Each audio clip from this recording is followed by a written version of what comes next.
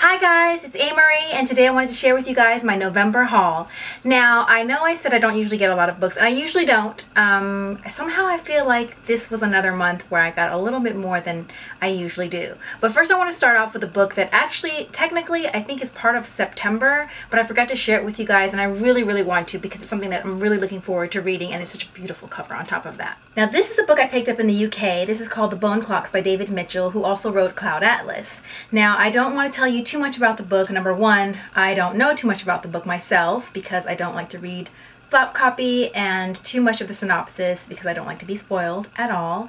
And number two, because I don't want to spoil you. All I know so far is that they're calling it a metaphysical thriller, and there's something with time or time travel, alternate realities, maybe parallel universes. We follow a young girl named Holly from childhood, or at least during her teen years, into adulthood. Throughout her life, she's approached by different people who may or may not be from an alternate reality. But whatever the case is, she finds out, but it isn't until later in her life when she's looking back on everything that's happened where she can put all of the pieces together. It's such a beautiful cover. I love the US cover too, but this one just was so spectacular. And there was actually a bookstore where all of the side of the paper was bright pink, which I was like, oh, that was signed by the author, and so was this. So I'm really happy. Yeah, can't complain. Hey, we matched nail polish. That was not intentional. Afterworlds by Scott Westerfeld. Now, I actually finished reading this book already. This book was really, really interesting. It's pretty thick, it's very hefty, but that's because there are two stories in one. We follow a girl named Darcy through her journey in becoming a YA author. She decides to forego college just for a year, although she actually it's indefinite actually, but she tells her parents it's for a year. And she just had this big advance. You go through critiques and things with her agent and meeting other authors and all the ins and outs. And Scott Westerfeld said that most of the things that occurred in the book are things that have actually occurred on the road, you know, things that he's witnessed as an author himself, and you definitely get the feeling of that. I write both YA and adult fiction, so for me, the character Darcy really resonated. I just felt it was kind of interesting to be there with her on her journey. Now, the story that she sells is called Afterworlds. Is it Afterworld or After? Yeah.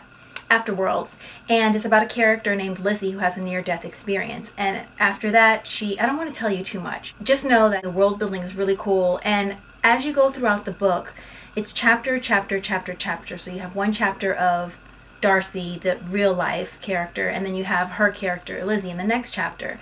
And you get to see kind of like the things that happen to Darcy and how they affect her novel, the things that she changes. So it was really, really cool. I think the people who will be most interested in Afterworlds are writers, and writers who are interested in YA or the YA world. If you just love YA books and you're interested in learning more about your favorite authors and kind of what their life may be like, I think you guys would like the book best.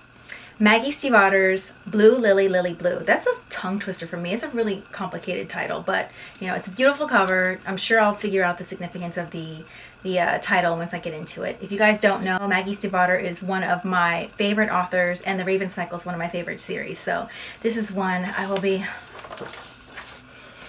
relishing soon. Oh, I should tell you guys what it's about, right? I don't want to tell you too much because spoilers, but I've read the first two. They're great. Basically, The Raven Cycle is about, instead of me, I think I'll do keywords. So let me just give you some keywords.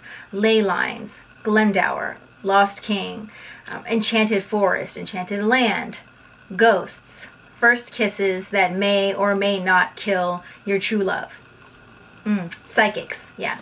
Great stuff. I've seen it shelved as romance, but I really don't feel like it really belongs in it. I mean, there's a romantic element, but actually the story to me is very fantasy, you know, fantasy and action adventure if you want to categorize it there. But it's very much a fantasy story. It's beautiful. It's so well written. It's just very atmospheric, as Maggie Stiefvater's writing always is. But it's really, really, it touches upon class, gender. This is really great. I highly recommend this series. But just letting you know, this is book 3, this is not book 1. Number 1 is The Raven Boys, and number 2 is The Dream Thieves, and this is book 3. So don't pick this one up if you haven't purchased the other 2, or if you haven't borrowed the other 2. The Kindly Ones by Jonathan Littell, or maybe it's Jonathan Littell, is about a former Nazi officer named Dr. Maximilian Au. A-U-E. Basically, of course, he's committed all these atrocities during the Second World War, but he's now living a middle-class existence in France. And it's the book.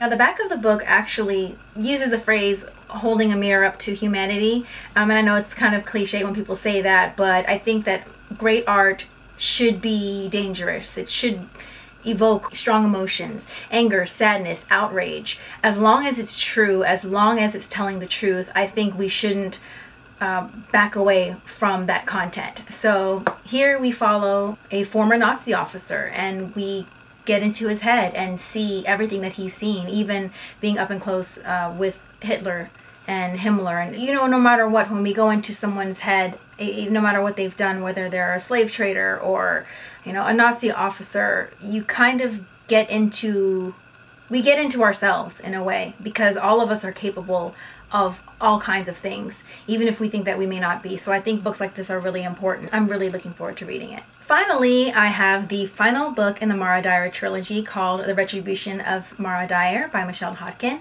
and I'm so excited to read this. I've definitely been intending on marathoning this series. I don't know anything except a young girl wakes up, she knows nothing about herself. Something tragic happens and she has to figure out how it happened and where she falls into it. And this has been described as a very atmospheric horror novel. Alright, so that was my November book haul. I hope you guys were interested by some of the things that you saw. Again, I'll let you know how it goes in my wrap-up. I'm not sure when I'll get to read them quite yet. I am going to have to put myself on a book buying ban, I think. I think I'm good for the year, though. I mean, I'm sure I'll buy books next month, but I think for the most part, things have slowed down. I'm good. I have what I need. I've added the books that I wanted to my TBR. I'm okay. So I'll see you guys soon. Bye!